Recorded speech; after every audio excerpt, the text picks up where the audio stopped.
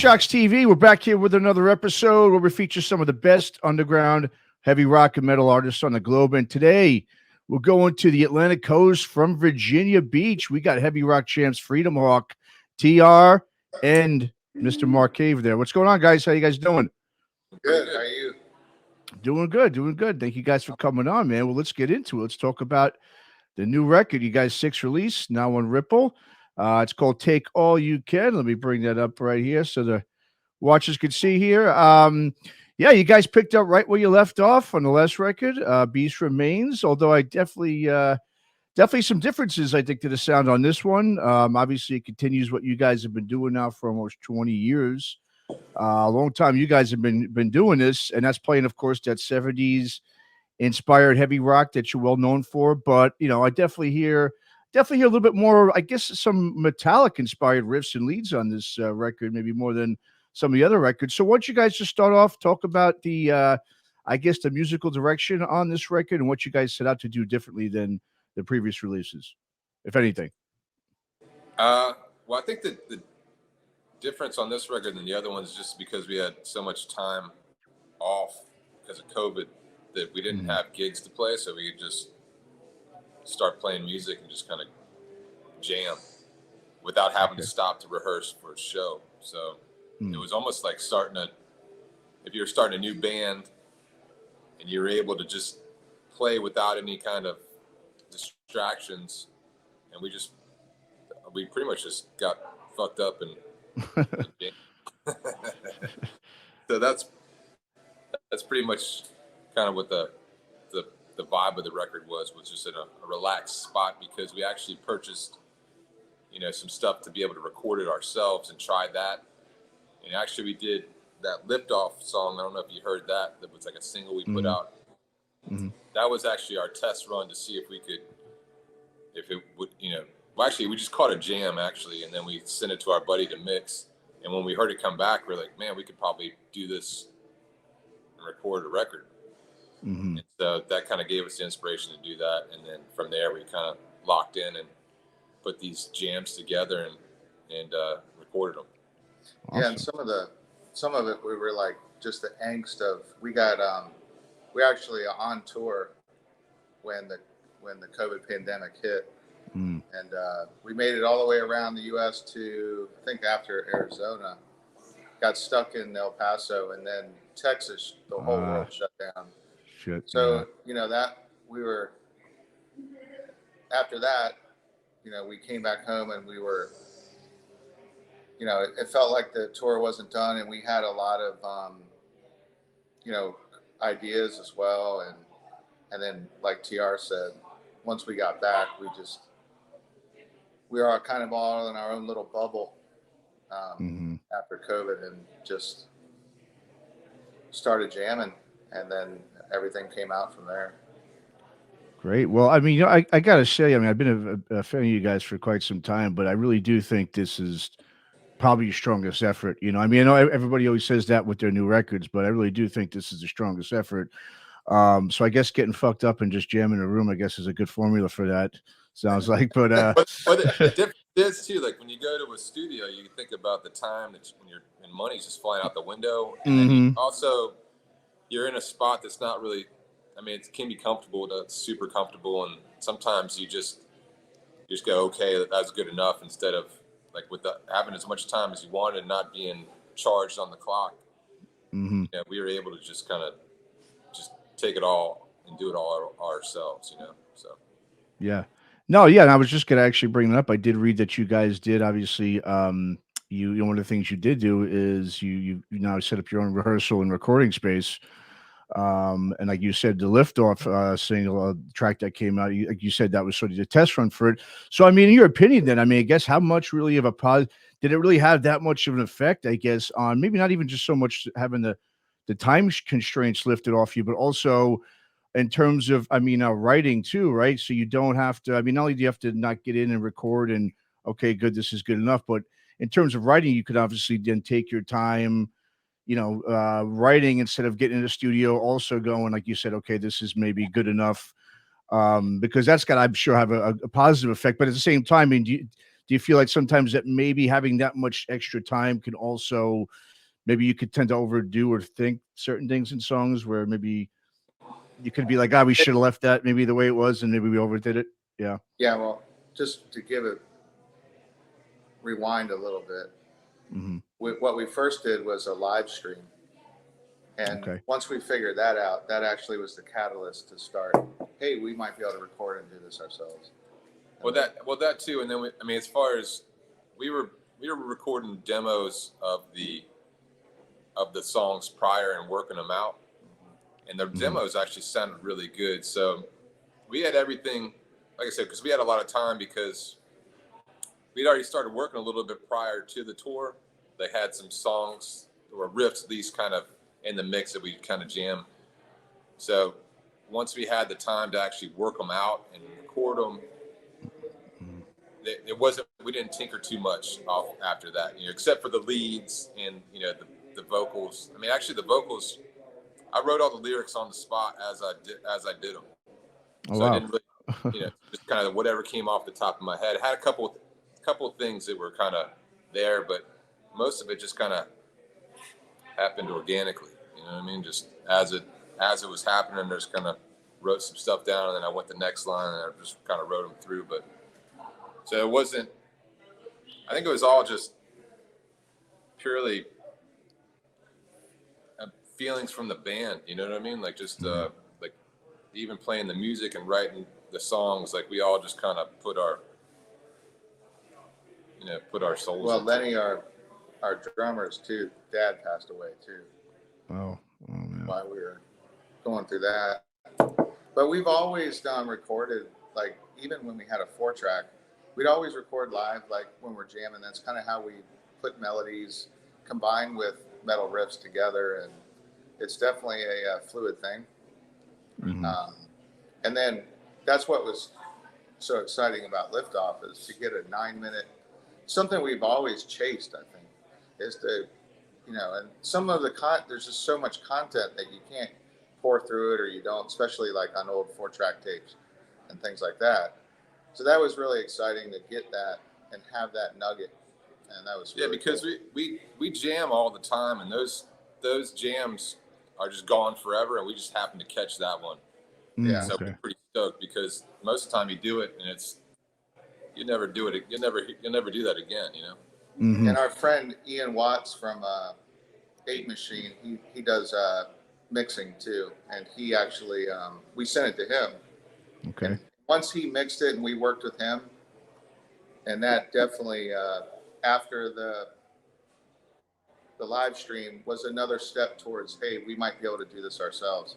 And then by doing it ourselves gave us a lot of time to get more creative and also refine it, and also be real relaxed and not be under a lot of budget constraints and time constraints that we've had before. That's maybe felt rushed in some cases, but we're definitely a slow band as far as putting things, I wouldn't say putting things together, as far as getting to the point where we want to put it out or have it released. Mm-hmm. So that was awesome that we had that time to do that. Sure. Yeah, no, that. Well, like I said, it sounds great. I mean, and let's talk about the first single you guys put out for the record, Age of the Idiot. Real catchy as fuck riffs and hooks all throughout that song. And of course, I love the name of that track as well. So I did, read that, just in talking about in terms of the lyrics on the record. I mean, on the press release, it does state that, I'll just quote it, that the world was and is in need of love, and the lyrics on the album convey this throughout in a dark way.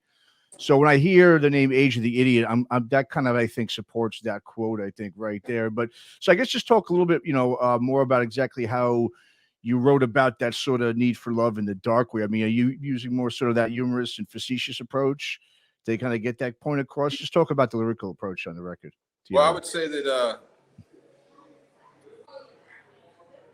that when I say that the world needs love, and it's written in a dark way, just because like all you see is like a lot of negativity and mm-hmm. darkness in the world, and like you turn on the news, everything's like death and destruction, and so my thought was just that, you know, if you turn all that stuff off and concentrate on what you love and who you love, the people around you, your family, friends, and that you know, that's what really matters, and that's what could change the world. You know what I'm saying? So that's kind of how I saw it. And just seems like I try not to watch the news because it just ends up just making you feel like, you know, everything's hopeless. Absolutely. So, anyways. Well, and to give some more context, we were in a capsule in a van caught in COVID, and we were literally seeing the world, like people were freaking out, man.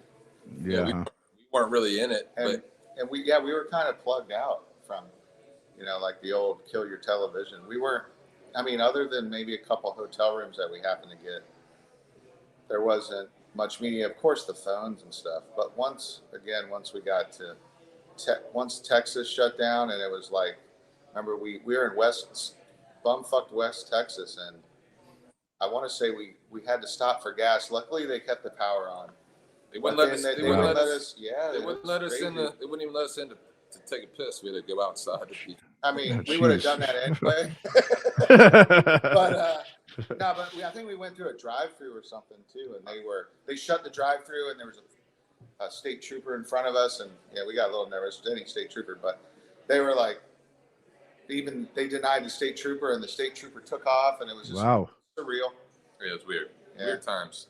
Wow, man. So but to give some context to that. But Age of the Idiot, I had envisioned like nuclear war and just people being stupid and blowing up the world.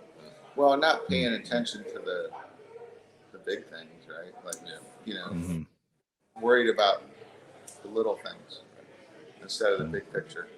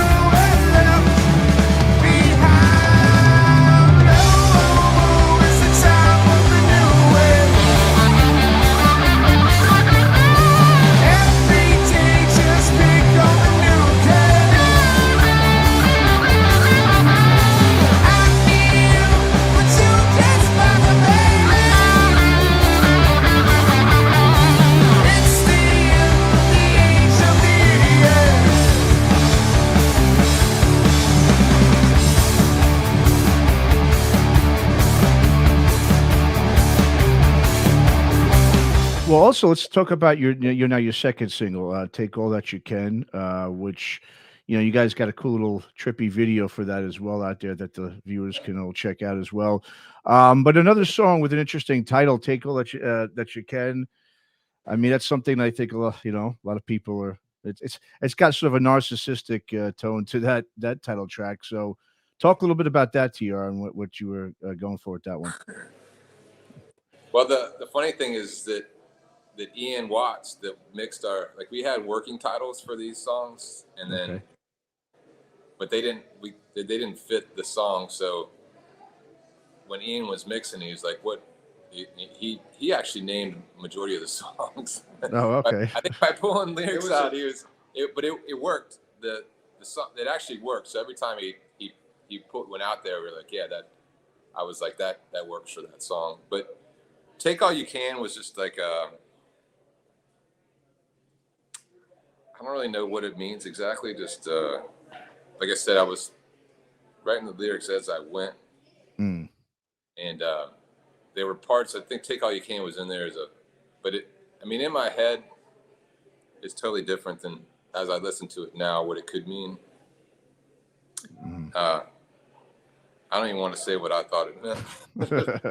But I know that Morgan picked out some lyrics and thought that, you know, I was like, well, as we write stuff, TR is good about coming with phrases, and we'll work on phrases, and then he'll work out the vocal melodies. And sometimes we actually play to those melodies, and vice versa. He'll hear melodies and get but sometimes there will be lyrical phrases, and then he builds around that.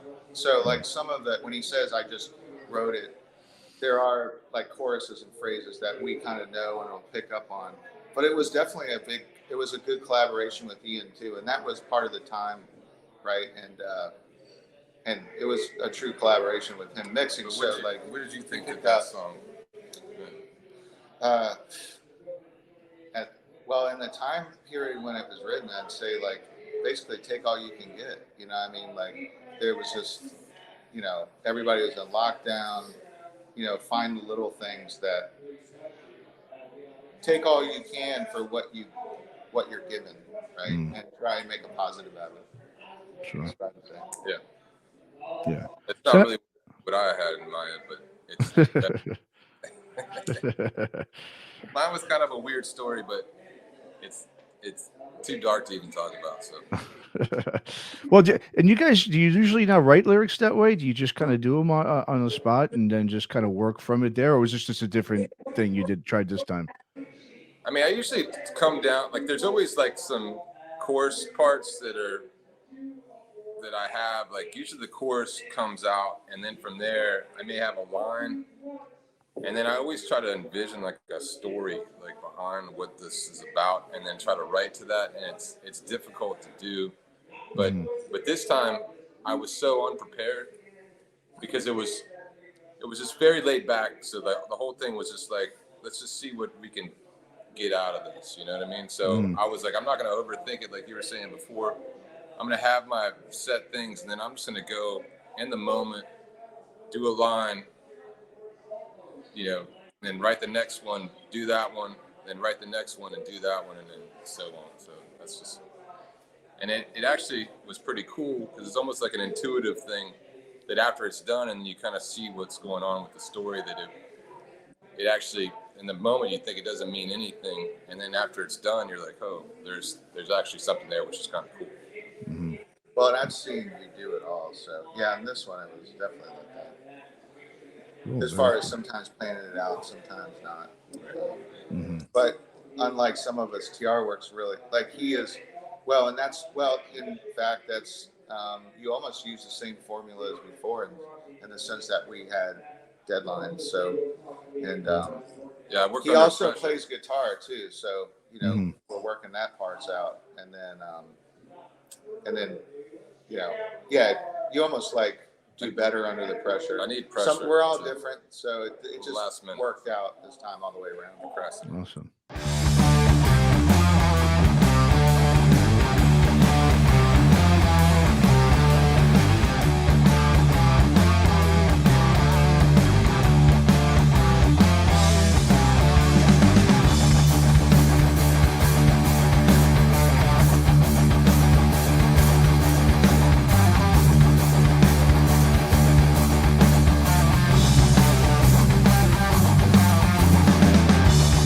Wait up.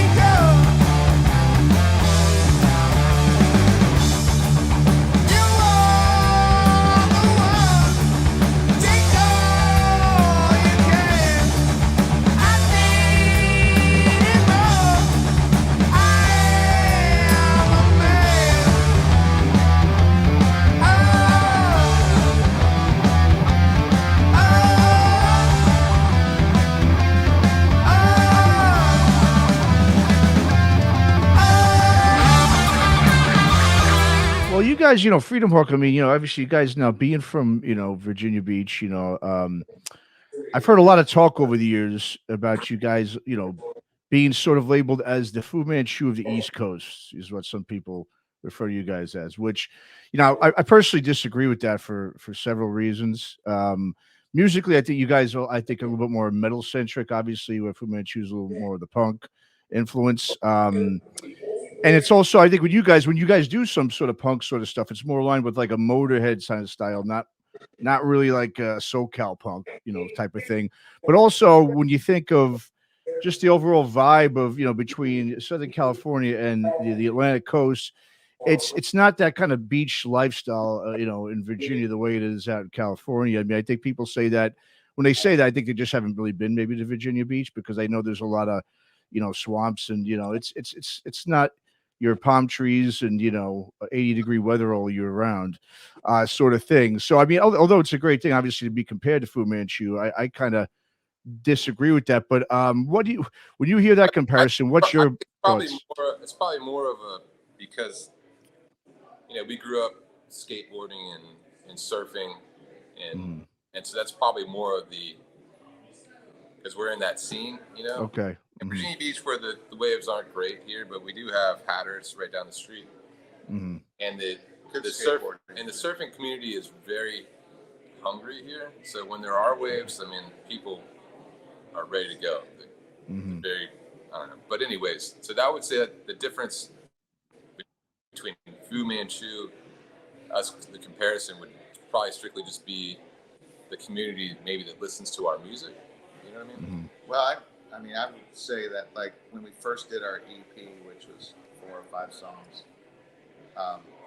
and then even the self-titled, which writing-wise was After Sunlight, there were influences in people and around in Richmond area, and even in our area of Virginia, that were, when they first heard that, that's what they compared us to, and then that's kind of where and it Fu went from there. Manchu was an inspiration as like well. they were one of many.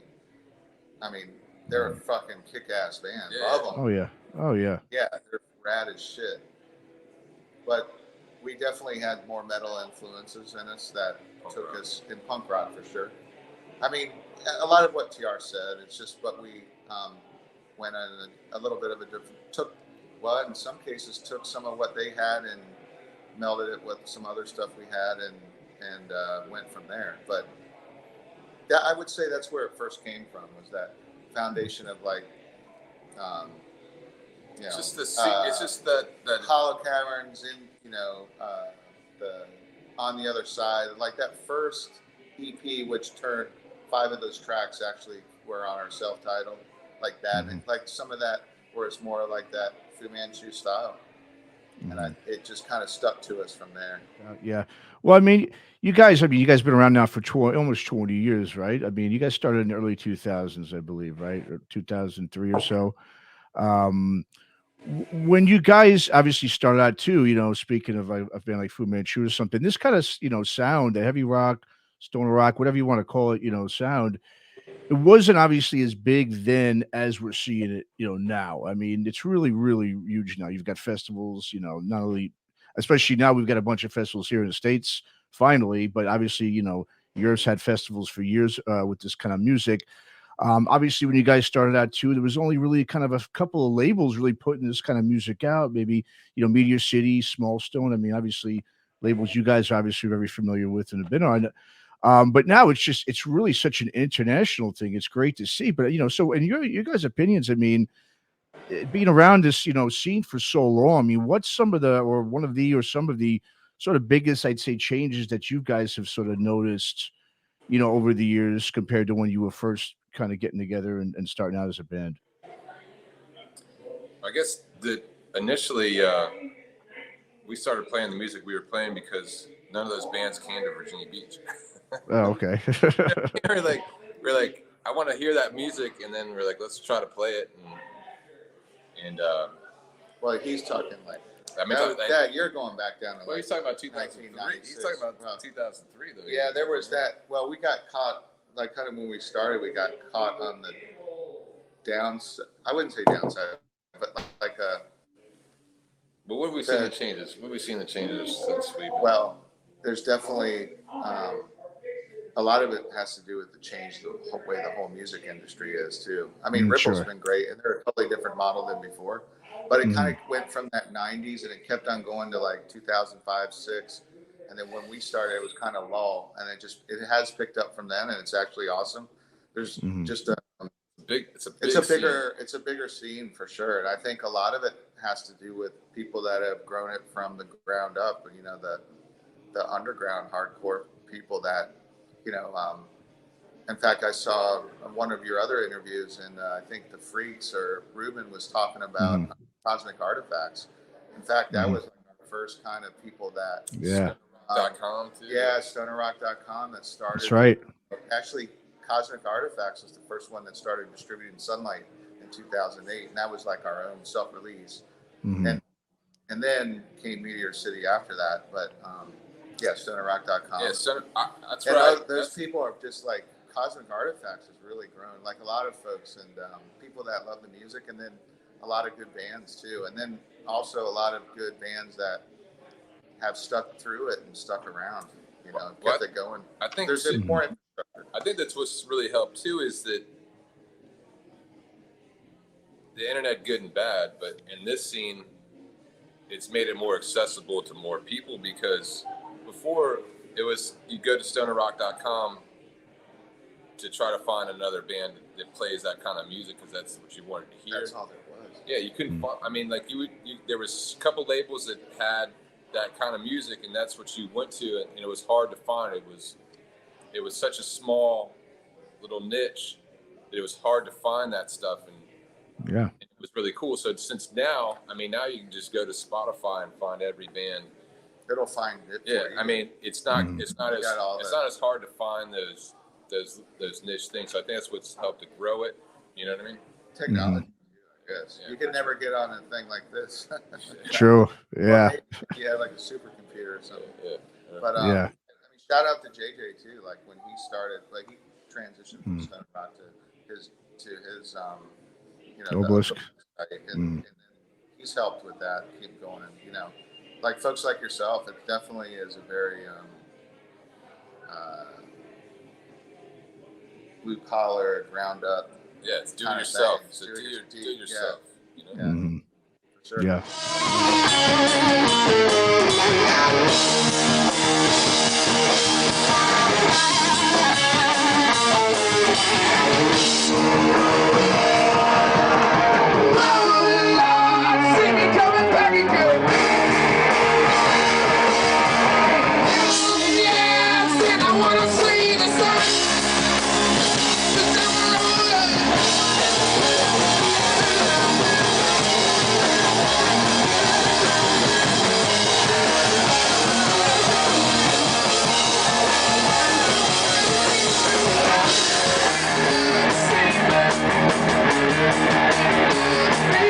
But I mean, so now you guys, I mean, now you've been now, like you were saying, 20 years almost going on as a band. You've got 6 full lengths under your belt during that time. You've been on all those great labels that we've talked about, including now with Ripple.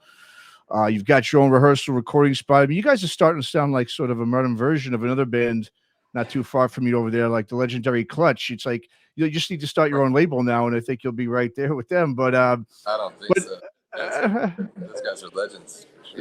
They are. Yeah, I know. But I mean, you know, but now you guys have been busting your ass really for almost 20 years. You're gaining fans, you know, on each album more and more. I mean, how I guess maybe confident are you guys just now feeling overall about what you've done, and more importantly, where you're headed at this point? I mean, are you satisfied where you're at? Do you have more, I guess, you know, accomplishments you want or goals that you want to achieve? Just talk a little bit about what the future of the band, what you guys can sort of, I guess, envision for the future at this point. I think what we've been talking about is world domination, but I don't know. No. Building off. I mean, personally, I'm very excited that this album is doing as well as it is. And it's cliche, but yeah, you know, we put a lot of effort into it, but it's some of the best work I think we've done, and just build off this. And it's exciting when you book gigs and you immediately get a response, or you get a lot of offers, and then you get a lot of opportunities, and then a lot of people support you and keep the ship sailing, and that's awesome. And then also our peers and other bands that, you know, it's just all, it's a good thing. We do it because we love it. Yeah, exactly. I have to say, it was never a planned thing to do, to even be where we are as a band. It was just, honestly, Mark and I used to get together, and he played bass, I played guitar, and we just would naturally click and just would jam. And then we'd try to find drummers to play with. And then we finally found Lenny, and we used to get so fucked up that Lenny would be like, play that riff again, and we'd be like, what riff? I mean, because all we did was just jam. We would just play what, like, honestly, like, what comes out of the instruments is coming straight from our feelings and there's no like, hey, you know, this is, I don't know. But so anyways, he's bringing us back 20 years, so we're definitely not more professional. Right. But I'm just saying, like, but it's still the same, like, the click between as far as. Well, that's what you got to draw on, right? You can't lose where you came from. You know, when you do, that's when you know, it's usually not a good thing when that happens. And this is the only band that Mark and I have ever been in. Oh, wow. See, like I'm hearing more Clutch comparisons. You see? Yeah, well, we grew up playing together, and then my brother was part of the band for quite a long time and actually played. And so it's definitely a family affair. Even Lenny for this long, and yeah, it's just gone from there. And Brendan's part of family. Yeah, it's just one of those things. Like, Brendan. well, when I wanted to play with other bands, it was always like, hey, let's jam. It's like, okay, so he would never. We would. You know, it's just the thing to do, and it actually getting the feedback too, or just knowing it sounded good. Like, we played with other people, and you know, and other bands know this, other musicians, that when you know, as far as a musical match, as far as you can sit in your room and be a virtuoso and do your thing, but playing with other people is a totally different thing. Oh yeah. And, sometimes. Well, just like sometimes when band people hate each other, but when they get together and play, they're like best friends, right?